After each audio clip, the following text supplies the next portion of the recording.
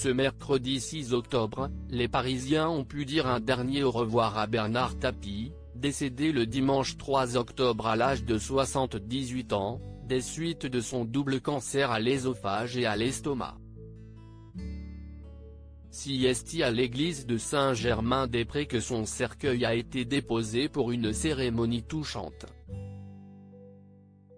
À la sortie de l'édifice, le cercueil est porté par Jean-Pierre Papin, Jean-Louis Borloo, Noël Bellone, Claude Lelouch et Basile Boli, qui a finalement accepté ainsi que son fils Stéphane.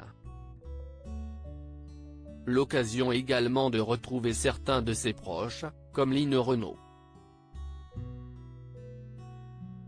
En effet, l'actrice, très touchée, a partagé son émotion.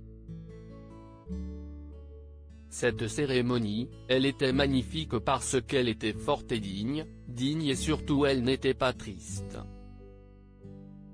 Elle était comme Bernard, il aimait la vie. Il était gai.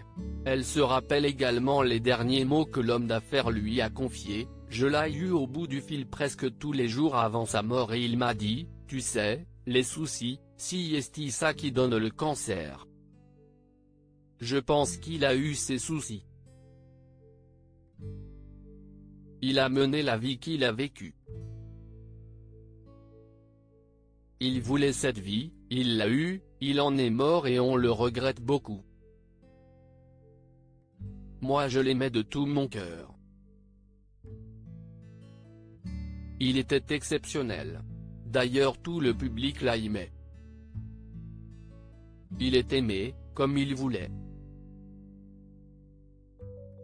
Une cérémonie à Marseille, un témoignage très touchant. Vendredi, ce sera à Marseille qu'une nouvelle cérémonie aura lieu, en la cathédrale de la Major.